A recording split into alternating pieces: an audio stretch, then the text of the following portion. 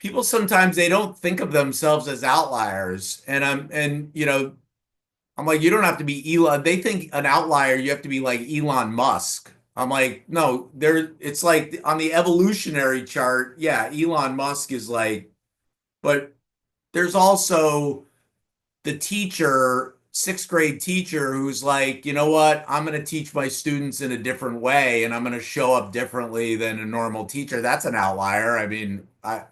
So I think a lot of people initially they don't see themselves in that light.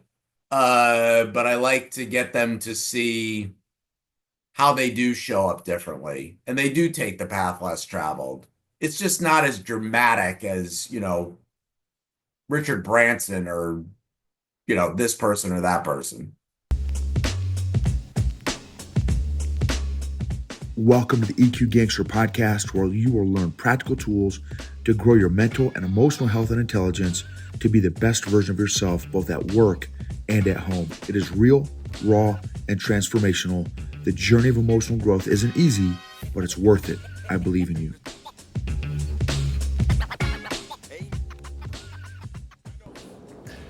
EQ Gangsters, what's up?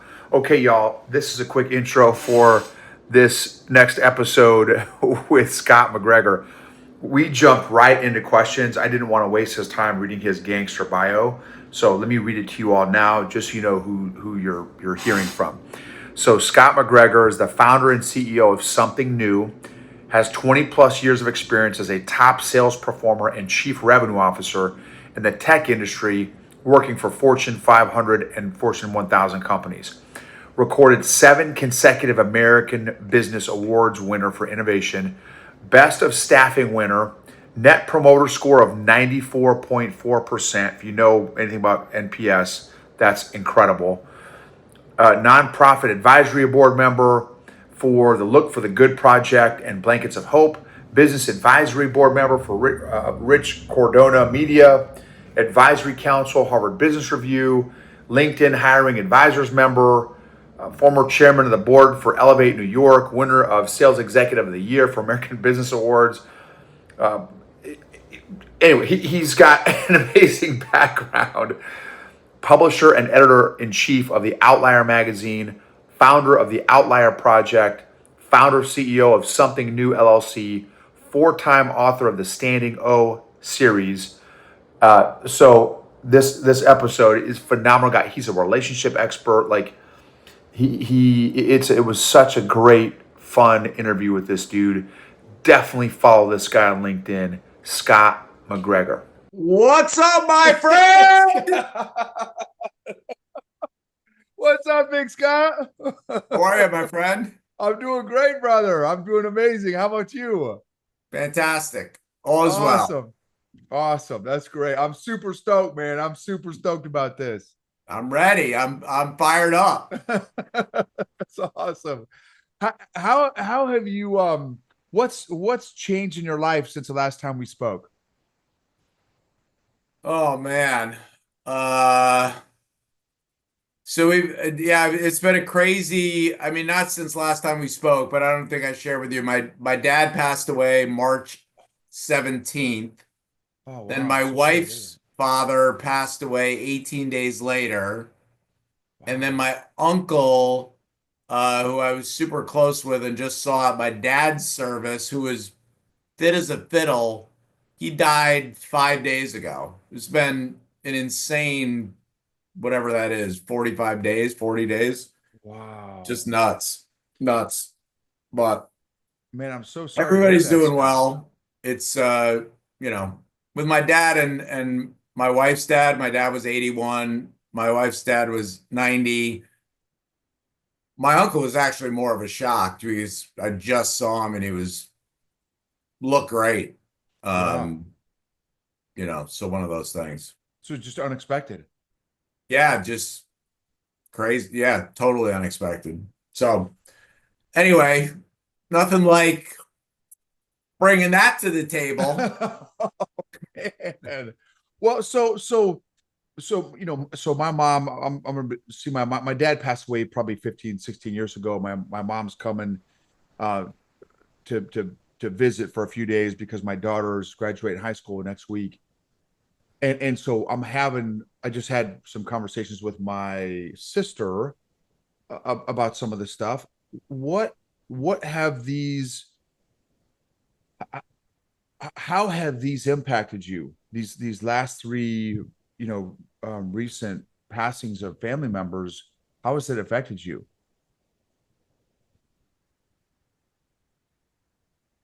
You're gonna think I'm a psychopath. They really have not affected me that much. Okay. I mean, my dad had a lot of mental health issues and a substance abuse issue for decades. Wow. So we were not close at Okay. all. Okay. And my wife's father, lived in Illinois, didn't see him very often. Um, she had a similar relationship with her dad. I mean, different, totally not the same issues that my dad had, but Yeah. no, I just realized many, many, many, many years ago, decades ago, like, sometimes you get this storybook, relationship, and sometimes you don't. This is no joke.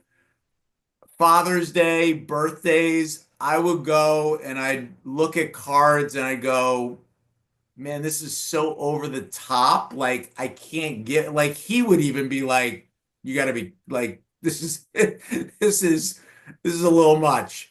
Um, so yeah, I don't know. I think I decades ago just realized it wasn't going to be what you would hope it would be in terms of a relationship. Sure. Sure. Sure. Yeah. So Yeah. I mean, I'm for my mom, who my mom is the youngest 81-year-old you'll ever meet in your life. Like Wow. the sacrifices she's made over decades is like unbelievable. Yeah. And how's she handling everything? I mean, I think it's just a gigantic weight lifted because Yeah. she just had to deal with so much stuff forever. Um, Yeah. you know, Yeah. How are you and mom? Are you guys pretty close? yeah, yeah, Okay. Okay. yeah. That's great. That's awesome. That's awesome. How has the or maybe how has the relationship or lack thereof with your father affected you, how you father or have parented? Um, I mean, I was so independent at such an early age. Like I stopped living at home really when I was probably 16. Wow. Um, and my parents, they didn't care whether I went to college, didn't go to college. It made no difference to them. I mean, I got a full ride, so I went to school. Otherwise, we wouldn't have been able to afford it. We didn't have any money. Yeah. But also it didn't matter to them. Yeah. So I've been super independent, which has been such a blessing because I've Yeah. never like all this stuff. I mean, I have friends I'm 57. I have friends that are 57 that they still worry about what their parents are going to think about a business decision they make. And I'm like, geez, like it never even enters my mind. Right. Sure. I've Right. been so independent for so long. Yeah. Yeah. Yeah. Yeah. Yeah. And we talked the last time, man, you shared some really neat insights about kind of your, some of the like your parenting philosophy, and I thought was really, was a really great insight. Like all of us, right? It's what you shared, you've had some obviously challenges, right, with some of your Big time. right experiences. How have you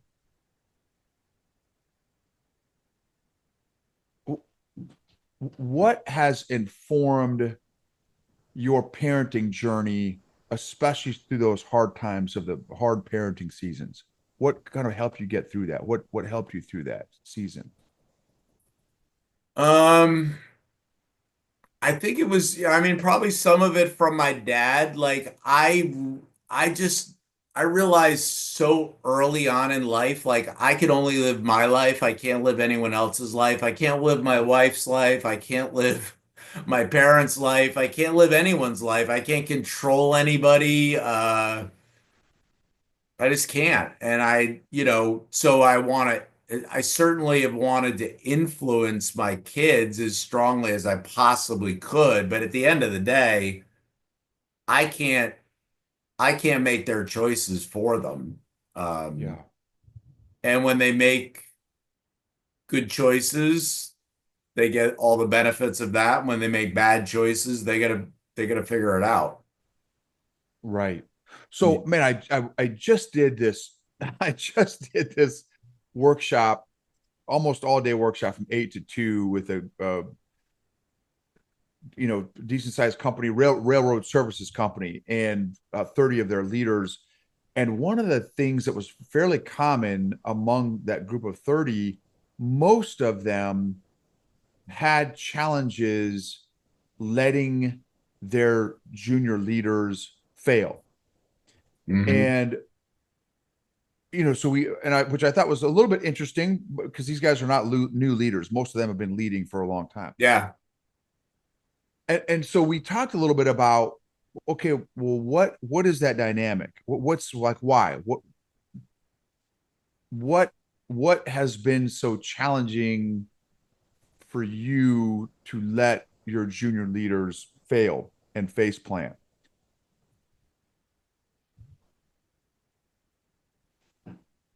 How have you seen the impact? Because I'm sure you've seen some of your homies that are more the helicopter parents, some that have allowed their kids, kind of like your philosophy, to like, hey, you get the benefit of making good decisions and you also get the consequences of making bad decisions, right? Yep. Which I think is excellent. What have you seen in all that? Because you know so many people. How have you seen both of those philosophies play out? I mean, sometimes it seems to be luck of the draw because I've seen parents that, my God, they rescue their kids from everything and the kids turn out to be okay. I mean, I always worry about, like, I have nieces and nephews who they're fairly inoculated from any adversity. And they seem to be in good shape. I just wonder, like, if a big one comes, like, and smacks them in the face, what will happen? Because I've seen stuff that I would consider minor adversity, kind of they make them real a little bit. And so you never know until they're in that situation. I mean, so I mean, I've seen a lot of people fall apart from stuff that it seems like a paper cut to me. I don't Right. know. Yeah, no, no, that's great. Well, and I think we talked about this last time. It's like, you know, the and this isn't, I'm not a professional, psychologist, psychiatrist, therapist, ninja, whatever, but it seems like the only way to learn resilience is you got to do hard stuff. Like that's No the only, doubt. right. You're with your sports background, your business background, all the success that you've had, like the only, and then so I do jujitsu, and it's like I just started back. My shoulder, I've been out from a surgery for 7 months. I've been back for 3 times now, and there's something good for the soul about getting destroyed. Yeah. Right? Like, Yeah. you know, how I always played, so in sports, I always played up. And so there were times I would, in football and in baseball, I mean, I was, it was tough. but I'm so glad I did that. I mean, there are other people that they would do the complete opposite, and their kid is like Babe Ruth or, whatever. And but yet when the playing field was leveled, they couldn't compete. I, I'd rather I'd rather be an average player playing with kids that are older than me or way better than me, because then when it counted, I don't know, it seemed easier to me. That's great. Yeah, that's great. That's great. Well, and it's so here's a recent scenario for me. Just went last week and on Sunday, and I've rolled 14 times. It's called an open mat where you kind of just 5 minute Yeah. rolls with whoever, right? And so there were a couple monsters there, right? Of course, everyone's younger than me. 99% are younger than me. They're bigger, faster, stronger, all this kind of stuff. This one dude, and I'm a pretty decent sized guy, 6'1", 225. Yep. This guy, it was like he was playing with a 5-year-old. Like I could do nothing against this guy, dude. And I've been doing jujitsu for 8 years now. So like, Yeah. not that I know what I'm doing and all that kind of stuff, but like I'm comfortable. There's nobody that I'm scared of rolling with. And dude, it was like it felt like, man, have I been doing karate? And like, Right. completely different. And and man, so then I was like, okay, so I had to work through the emotions of like, I just got destroyed by this dude. And and what I've kind of been working through is like, man, every time I see this guy, there's two guys that really tuned me up pretty good. I'm like, every time so it's kind of what a commitment I made to myself. The next time I see these jokers in the gym, I want to roll with these guys every single time Yeah.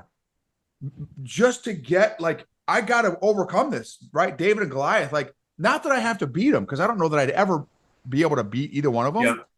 but just I have to force myself to work through like, man, these guys are no joke, right? Does that make sense? Yeah. Oh, totally. I we do this thing in the Outlier Project. We call it the Wow Challenge. It's World Outlier Week, and you have to do something you've never done before.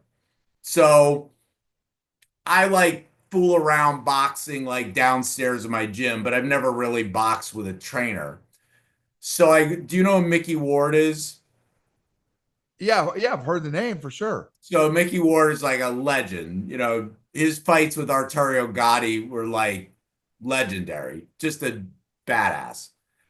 So my wife and I go up to Massachusetts and we train with Mickey and his nephew. And I am getting destroyed. I'm like, I'm dying, literally dying. So at one point, he had us doing wall sits. Then you'd get up, you'd throw punches like continuously for whatever it was, 2 minutes maybe. You do another wall sit, keep doing that.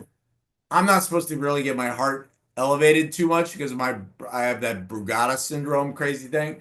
And anyway, so we finish that up and I sit on a bench and I take a sip of water and Mickey screams at me, "We don't sit down in here." I'm like, I'm a 57-year-old guy. I'm not training for like a welterweight championship fight, but his nephew was like mortified, and I'm like, no, I love it. Like that's what I want. Like, give me the real experience. Like, we don't sit down. Like, oh, cool. We're not sitting down. I get it. Uh, I love that stuff. I So love it. so what did you was there was there something new about yourself that you discovered in that experience? That I am way out of shape. I mean, I thought I was in good shape. Holy Moses. I don't do a ton of cardio because I'm not supposed to have my heart rate elevated for an extended period of time. Um, And, Mickey didn't care. I like if I dropped dead, I think he would have just rolled me out of the gym and next. Uh, so, I mean, so I hadn't done cardio like that, and that boxing cardio is just it's different to me. Yeah. It's like Yeah. I was exhausted. Oh, yeah. I Yeah. we had to drive to I forgot where we were driving somewhere far from where their gym was in Massachusetts. And I was like, when you're just spent, you're shaky, you're like, yeah, I was dying. But I loved it. I loved every minute of it. That's right. Oh, that's awesome. That's great. We we had to do boxing in college for a semester, Yeah. and I had no. I'm like, oh, this is going to be a piece of cake, man. Famous last words, right? I had no idea how exhausting it is to just keep your hands up and box. I had no idea. Yeah, it's I mean those like when I see MMA guys going 5 minute rounds, like, people will be like, oh, it's only 5 minutes. I'm like, 5 minutes is that's forever. That's right. That's right. That's a lifetime. Like That's right. 2 minutes is a long time. Yeah, yeah, that's right. So Scott, you got your talent agency kind of that whole company that you've built, this amazing one, tons of awards with that. You've got your Outlier project, which is just a another incredible uh project that you've put together. What what how so since let's just talk about the Outlier project. Since you started the Outlier project and you've got hundreds of members and thousands of subscribers to the magazine and stuff, what what have you learned about others specifically from the association and the networking with Outliers? Um, I don't know, probably a lot of things. I think people sometimes they don't think of themselves as outliers. I'm like, you don't have to be Elon. They think an outlier, you have to be like Elon Musk. I'm like, no, it's like on the evolutionary chart, yeah, Elon Musk is like, but there's also the teacher, sixth grade teacher who's like, you know what? I'm going to teach my students in a different way and I'm going to show up differently than a normal teacher. That's an outlier. I mean, so I think a lot of people initially they don't see themselves in that light. But I like to get them to see how they do show up differently and they do take the path less traveled. It's just not as dramatic as, Richard Branson or, this person or that person. Right, right, sure. Oh, okay. This was something I wanted to ask you is so how how do you view relationships? I I literally could talk about this for about 10 hours straight. Relationships is the only thing I'm good at. It's yeah, I just did a podcast with Heather Monahan. Um and I very rarely get asked any of this stuff on a podcast, so it was fun. We talked about relationships, um, not exclusively, but almost exclusively, and it was fun. So yeah, I have a ton of theories about relationships that I think are very different, very unique. Um, yeah, I mean, I could. There's so many different facets to it. I think a lot of people think they're good at building relationships. I think very few people are good at it. I just don't see the evidence. I would love to say that I do. I just don't see it. I see how people are so transactional. It's so not about building a relationship. It's all about getting a business outcome. I'm like, you're never gonna you're never gonna be able to do the things that I've been able to do that have changed my life. Changed my life. Relationships are the number one thing that's changed my life. But I view them so differently, and the way I strategize and think about it and all that is, I think, very different from the average bear. Okay, so this is fire. Oh man, this is fire, man. This is fire. Oh, the challenge. So I've got in my being, I get like 100 questions that hit Grand Central Station at the same time that I want to explore because I'm passionate about this. Is probably one of the top, I don't know, 5 areas of my life that I'm most passionate about. And I agree with you. In my experience, it seems like most people suck at and I know I have lots of room to improve. What have been some of those what have been some of the ways that one can improve their relationship ability? What are maybe some easy hacks to get better or more intentional at relationships? I think there's two different things. You have to have a different mindset, and then you have to have a different strategy of how you're going to actually build those relationships. The mindset part, I it's funny, I used to think people just didn't have this strategy. And then I realized, so my whole life I've been building these very unique relationships. It's the only thing that's different about me than most other people is my friend group is very different from the average person's. But I've been super intentional about it. But the things that I did, I was always just doing it for myself. And then I realized like, boy, I'd love for other people to be able to benefit because it literally has changed my life.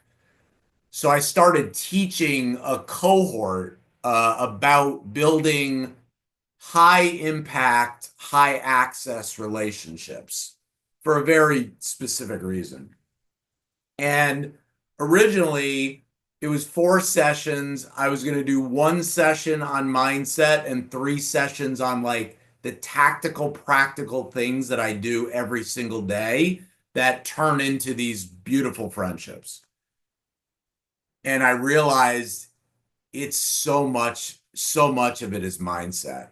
So much of it. People have so much head trash about so many things that if you don't get your mindset right, if you don't, first of all, if it's not attached to a really significant why, you're never going to do these things. Like it has to be, for me, I'm just insanely curious and I want to be surrounded by people that are 10 steps ahead of me and I want to be surrounded by people I can learn from. Um, So yeah, I'm super intentional about it. But even like something small, like I just said this on Heather's podcast. My Most people would not say they were friends with somebody unless they're like literally at the like we're having a pajama party together. Like, and I'm like, this is my definition of a friend. If I know you and you know me and we like each other, we're friends. It doesn't mean we're BFFs, but we're friends. As soon as you think of somebody as a friend, it just changes the way you interact. And so you and I, first call, I knew you, you knew me. I think we liked each other. I'm like, we're friends. So I would have no problem saying my buddy Noble. As soon as you start saying like my buddy Noble, my friend Noble, whatever, it just changes things. The way I feel about you, the way I think about you, the way I think about furthering the relationship. But most people like that, I don't know why, but it's like they reserve that friend word for like, man, you got to be like super tight. That's not how I look at it. That's not how I see it. Yeah, sure. Okay, okay. Oh man, this is so good. Oh man. Okay. So who and you kind of you rattled off a couple things that you've already kind of in a way answered this question, but I want to ask it differently. So let's say the description that you just gave for like, so hey, I like you, you like me, so now we're homies, we're buddies, right? You say, hey, my buddy Noble, my friend Noble. Okay, so that let's call that tier one friend, or let's say that's the tier three, that's the lowest rung Yeah. of a Scott MacGregor friend. So let's say Noble is in the outer ring of that ecosystem, and I'm just going to use of Scott's ecosystem, and I'm just going to use me because we both know me, right? So, what? How do you determine what takes someone from that outer ring of your ecosystem into how how does one get from the outer ring and starts to make some movement closer to your closer in the ring of your ecosystem? I mean, sometimes they don't. I believe in pouring into people. It's all about them, pouring into them, and sometimes time goes by and you just have a friendly friendship. Like nothing, it doesn't really progress past like whatever stage you want to put it. And sometimes they become incredibly close, loyal, ride or die friends. But to me, like, I don't care. I think there's a continuum. So I view it as like if somebody says to me, do you know Noble? I could say, yeah, I know Noble. Or then there's, do you know Noble? Oh man, do I know Noble? Man, I love Noble. There's a difference. So we've gotten to a different place. I'm okay with all of them because not everyone is going to become your bosom buddy. And but I don't really care. I think people also keep score all the time. I don't keep score. We're playing a game with no scoreboard and no clock. Like I don't care if it takes 6 days, 6 weeks, 6 years. Like if it's somebody interesting that I am inspired by, I'm going to pour into that person forever. I don't really care how long it takes. And I mean, I would like it to progress, but sometimes it will and sometimes it won't. Right, sure. I don't care. Yeah, no, that's great. That's great. That's great. The lack of expectation is tremendous. Um, so and you said this is a good, you said this today and you said the last time we spoke, the type of people, and correct me if I'm wrong, that you like to have in your ecosystem, let's say on a more regular or more consistent basis, are people that inspire you, that maybe challenge you, that you like to learn from. Have been a few Yes. themes that you've repeated. So what type of person inspires you and challenges you and that you like to learn from? It's anyone who's accomplished anything of significance. Um, because I know that there was passion there. I know that they had to be creative. I know that they worked hard.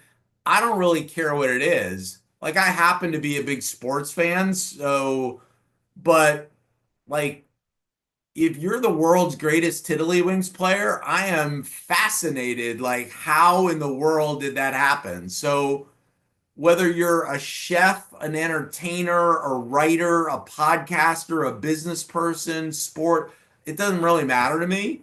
I'm just fascinated by why did they choose that? How did they do it? Um, so I also like I have the most eclectic friend group. I have like this insanely eclectic friend group. That's interesting to me. But that's just me. Like maybe everyone wants to just have lawyers as their friends. I don't know. That sounds super boring to me. But and not picking on lawyers, but it could be anything. Like all military. Like all my friends are in the military. All my friends are sports guys. All my friends are I like variety to me is the spice of life. I Yeah. like I don't know. I'm interested in so many different things that I want to get to know lots of people that have done cool stuff. And I know that this is the part that screws a lot of people up, I think. I purposely and very, very intentionally build relationships with people that with high influence and high impact. And there are a lot of people that would say Scott wants to hang out with famous people or whatever. That's not why. I just am convinced that my ability to do the things that are important to me are exponentially greater when you have friends like that. I use so literally the cohort that I teach is called Who's Your Oprah? And the concept is this. If you are Oprah Winfrey, you have more access than like any human being on earth. And therefore, if you're tied to Oprah, and I happen to know, so Gayle King is Oprah's best friend. Gayle King, when I was growing up, was a local yokel Connecticut newscaster. What Gayle King could do back then versus what she can do now, it's night and day different. So my deal is I want to make an impact. Like when all is said and done, I think the only thing that's going to matter is did I make an impact? My ability to make an impact is absolutely greater because I don't know, I'm friends with Dick Vermeil or I'm friends with, I don't know, all these crazy people. I can get shit done that the average person can't get done. And that's why they're important to me. It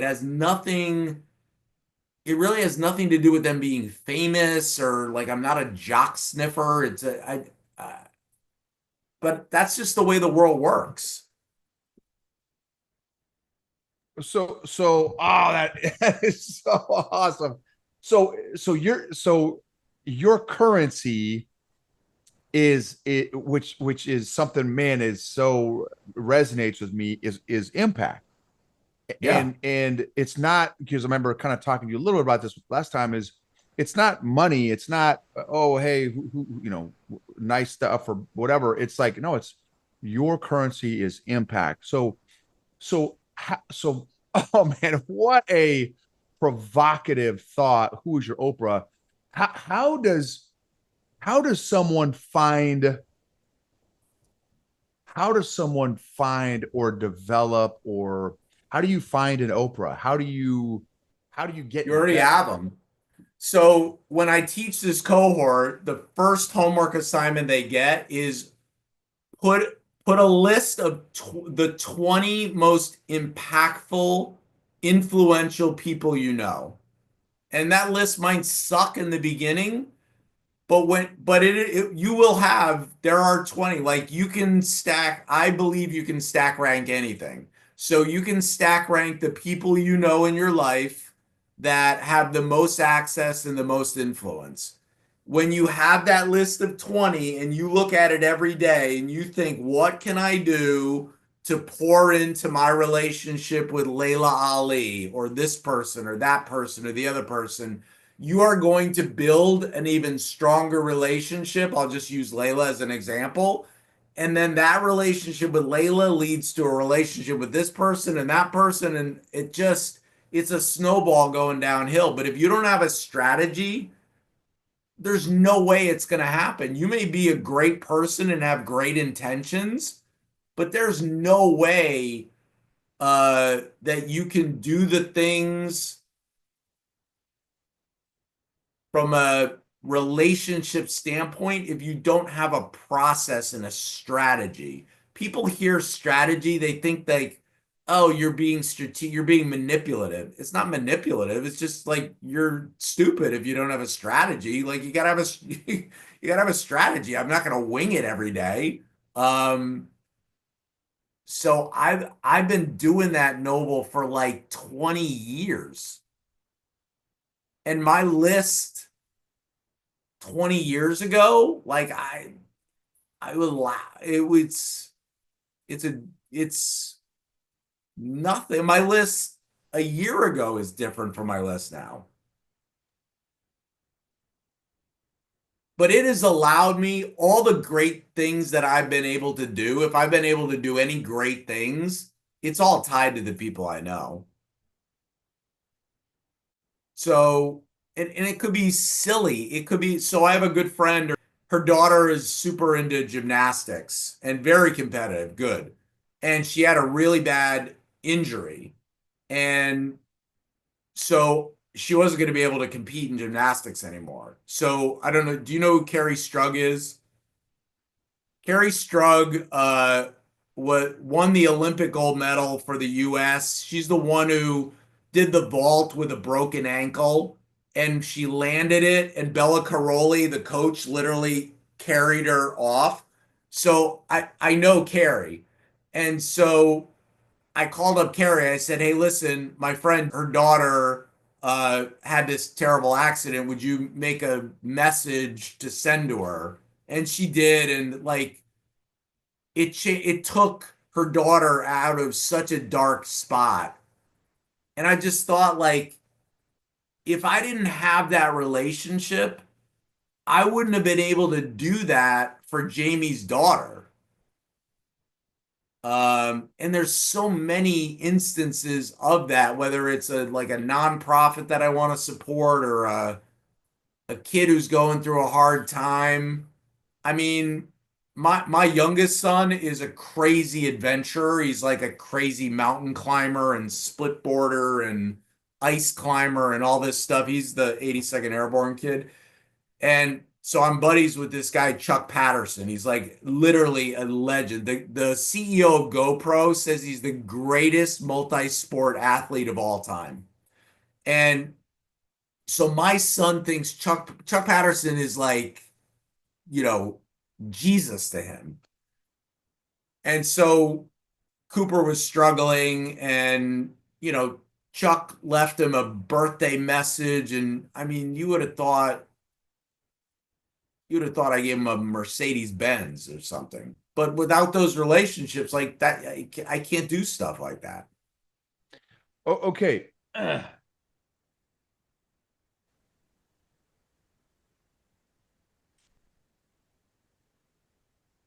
So I'm super convicted, Scott, and this is fire. So I feel like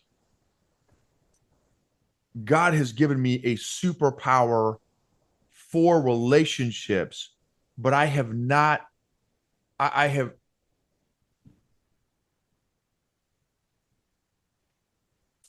I have not developed it to the level that you have. And I'm getting really convicted, like, man, don't waste this gift that you've been given. And so, man, you have super encouraged and inspired me to I've got to just spend more time studying your stuff and reading your stuff because, well, I mean, Noble. Scott, I'm I, telling you. I told my wife I've talked to my wife about you so much. And my wife is not a business person. Like she doesn't care about any of that stuff. Um, and I said after our first call, I said, Meg, oh my God. Like typically I go into a call and I'm always the first one to talk and I'll be like, Noble! Like, and it's the first call because I want to set the tone. I want to be expressive. And you like beat me to it. You were like, like going crazy. Um, and I've never had that happen. And I think the gift that you have, which I've now seen multiple times, is you are expressive. So your enthusiasm, like you're probably not, I don't know this for a fact, but like you're probably not very stingy with using words like love or whatever. And so many people, they just I call them word misers. Like they hang on to their words like they only got five of them, and if they use one, like then I only got four left. I'm like, you gotta be, if you want to build great relationships, you have to be expressive. You gotta say, Noble, I freaking love you, man. And you do you I don't know that I've ever met anyone that does that the way that you've done that with me in just the couple conversations we've had. It's a big barrier that when I'm teaching this cohort, like there's just some people, and I'm an introvert, believe it or not. Um, it's they can't it's like they can't do it.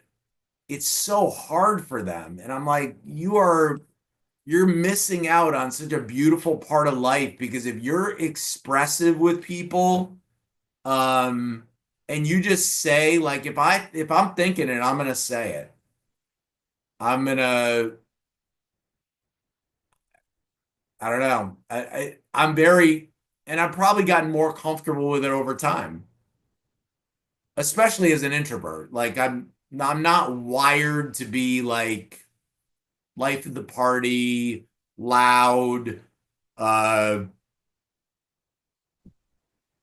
I don't know. Does that make sense? Yeah, yeah, yeah, absolutely. No, that's awesome. That's awesome.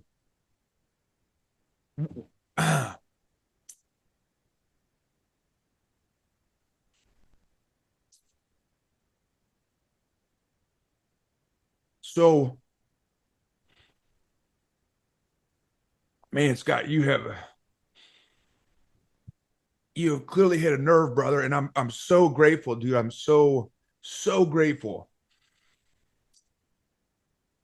What is one or two suggestions that that and I'll just be selfish that I can do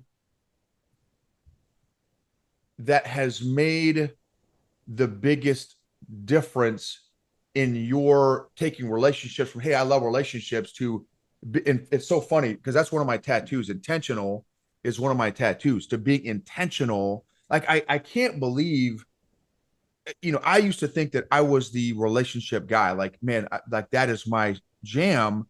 But, but I have not been clearly as intentional at stewarding this gift of relationships like you. And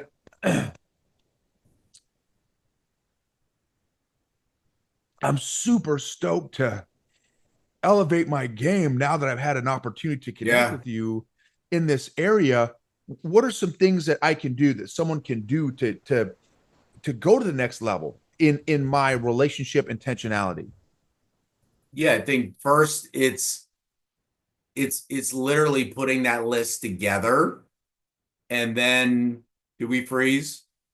It's putting that list together and then figuring out how do I pour into these people?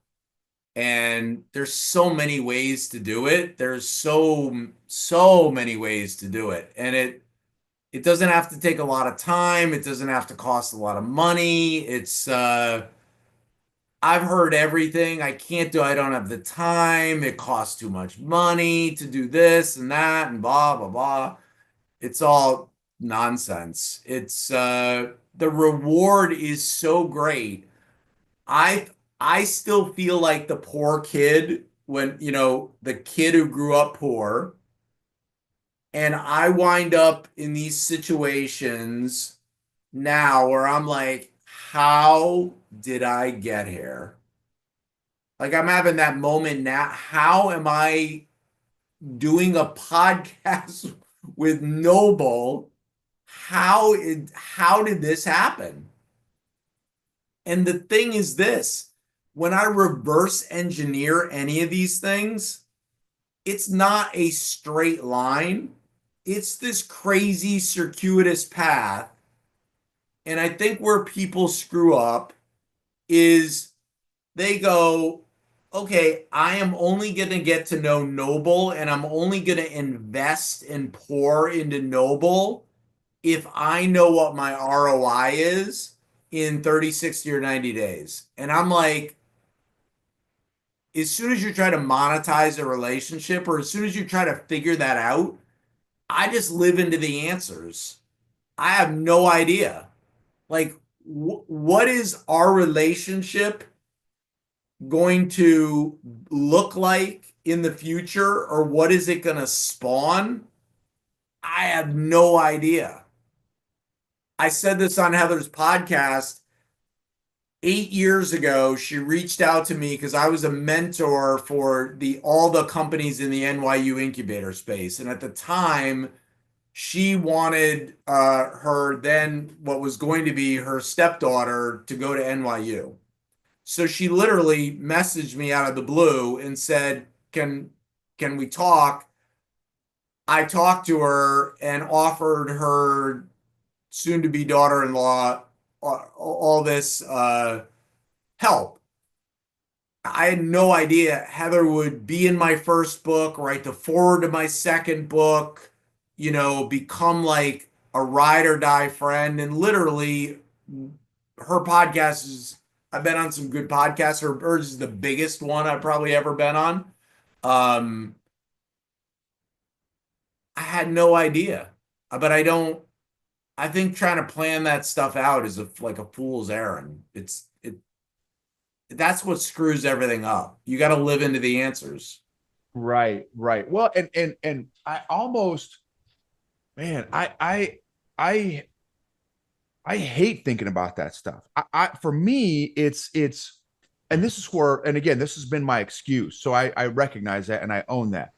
My excuse has been, well, Scott's a rock star. Like how could I possibly add value to this dude who he's wealthy in every way to be wealthy, right? That there is to be wealthy. He's wealthy financially, relationally, right, emotionally, family. Like, what could, and he's got all these, So that's been my excuse in the past has been, how can I add value to this guy who's already, So for me, it's not like what do I get out of it? It's like, man, I don't even know what I could do to make a dent in this guy's life in a positive way. And again, that's been my excuse. Yeah. Well, Um, one of the things that I do in the cohort, this is a little crude, but I call it Oprah farts. I'm like, everyone I know who they've won Olympic gold medals, they've done the most insane things. They all have the same imposter syndrome, health issues, kid problems. Uh, without going into detail, like I have a friend who is probably one of the most accomplished sports people, most prominent sports people in history. And our whole relationship is built on the fact that her son is giving her a run for her money. And I've been able to help her in ways.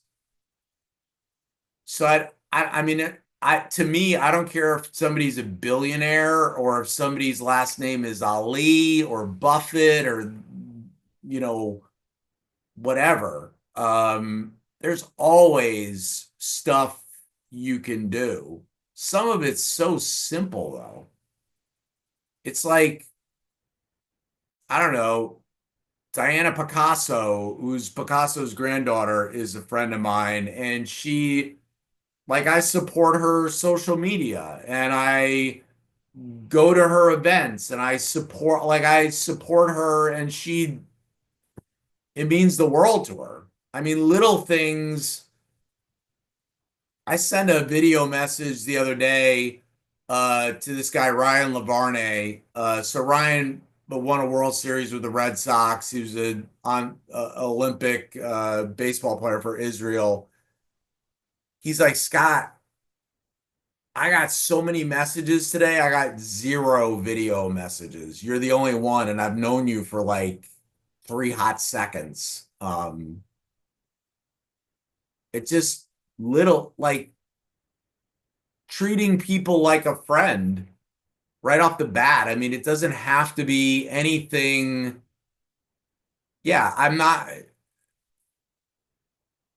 not gonna buy Jesse Itzler a Maserati, but I'm gonna go support him and do things that I think are beneficial to him. And he's a billionaire, but I mean, I've done so much, like in the scale of asks, like I've done so much uh that the scale is tipped in my favor, like disproportionately. That's awesome. I think there's always stuff Yeah. you can do. Part of it's just being creative.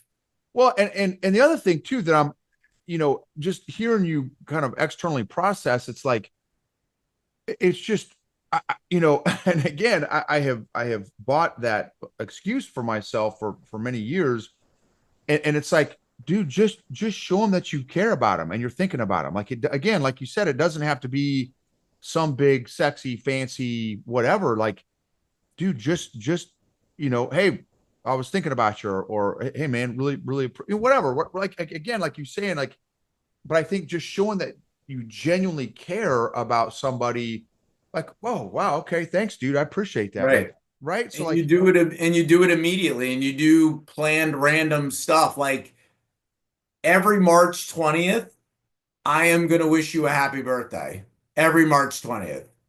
Um, but you're going to get a lot of happy birthdays on March 20th, but I'm going to hit you up August 12th when not a lot of people are going to be hitting you up. Um, Looking for opportunities versus occasions. We're very occasion driven. So it's your birthday, it's your anniversary, it's a holiday, it's whatever. It's like we express ourselves. Like do that on April 12th and see what happens. Like people will lose their mind when you send them a text. Hey, Noble, I just wanted to let you know how much you mean to me and how much I appreciate you. Like your relationship will change like that because nobody does that stuff. It's little easy stuff, but I've now gotten very creative with it. Um,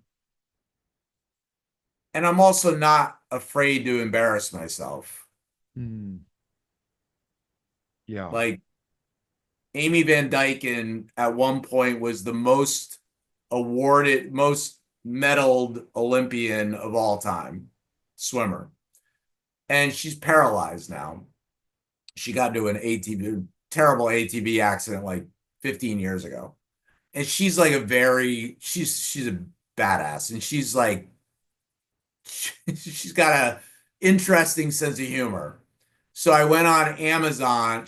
Was going through a tough time because anyway, she's got a lot of the residual issues of being paralyzed are crazy. She's going through a tough time. I went on Amazon. I put in like adult coloring books that have to do with swimming. And it's like, you're like, wow, I had no idea there was even one. There's all these. So I bought her a bunch of coloring books and I bought her like, remember the Holy Grail was like the massive Crayola pack with the sharpener on the side. So I sent her that stuff. I mean, Noble, it must have cost me $30. You would have thought I bought her a Mercedes. She lost her mind. She was like, who is this? Like, what? It was crayons and coloring books. It's just, I don't know. I have a buddy who passed away. His name John Rulin. He wrote, if you ever want to read a good book, read the book Giftology. It's the best book. It's unbelievable. Um, and he always said it's not the thought that counts, it's the thoughtful thought that counts. Wow. That's awesome. That's awesome. And so that's a thoughtful thought. Like Right. I could have sent her a tub of popcorn, not even knowing whether she likes popcorn or not. And that maybe that would have been thoughtful, but it's not a I don't know, it's not the same. Yeah, sure. Sure. Yeah. Oh man, Scott, this has been, dude, this was exactly, and in true God fashion, man, this was exactly what I needed to really to you unlock some stuff, man, that I am so excited to level up my intention with relationships. And man, I can't thank you enough, Scott. Like I am so I'm so grateful, because I think my mom would always say true wealth is measured in relationships, right? The quality of Yeah. your life is determined by the quality of your relationships. And like you have, in an area that I am passionate about, you have really convicted me to go to the next level. And I just can't thank you enough, Scott. Really appreciate that. I mean, it's my pleasure. If there's more that I can do, let me know. Yeah. It's the only thing I'm good at. Yeah. Well, clearly Don't you're ask me good to at do a lot of math. stuff. Don't ask me to, yeah, you know, that I'm pretty good at. Well, hey, clearly you're great at a lot of stuff. How do we find you? How do we follow you? Websites, all that stuff. Did we just do the podcast? Yeah, yeah, yeah. Are you kidding me? Yeah, No, dude. well, I swear to God, I, I swear to God, I thought we were just talking. I'm like, Oh, I'm dude, that like, was, I wonder when we're starting. dude, that That was. is hysterical. I'm like, this is cool. I love this. I had no idea. Oh, yeah. Literally no clue. That that is the first podcast I've ever done, and I didn't even know I was doing a podcast. I don't know if That's that's good or bad. it's probably not. No, I'm like, this is like, man, is he gonna ask me this stuff in the podcast? What? So am I smart? No. Could I have gotten into West Point? No. That's why I had an aunt. This is a hysterical story. I had one of my favorite aunts. Her name was my Aunt Betty. And this is years after I was in college. So I'm sitting in her living room and she's got a friend over. And she says to her friend, we're so proud of Scotty. We're so proud of Scotty. He went to Harvard. And I go, what? And she goes, we're just so proud of you going to Harvard. I said, Aunt Betty, I went to Hartford. I went to the University of Hartford. She was like, what? I thought you went to Harvard. So, so I'm not that smart. And I just proved it because I didn't even know I was on a podcast. That's awesome. So websites, and how do we follow you? How do we connect with you? Follow me on LinkedIn. But if people want to connect with me on LinkedIn, please send me a message uh, so that I know you want to connect and what I can do to be a resource. Um, Website, the Outlier Project.live. The magazine, you can go on my LinkedIn. You can subscribe to Outlier Magazine. It's free. The digital version's free. The physical copy is not free, but you can subscribe to the magazine. It's a killer magazine. Awesome. Um, and tons of fun. Awesome. Super. Again, Scott, can't thank you enough, brother.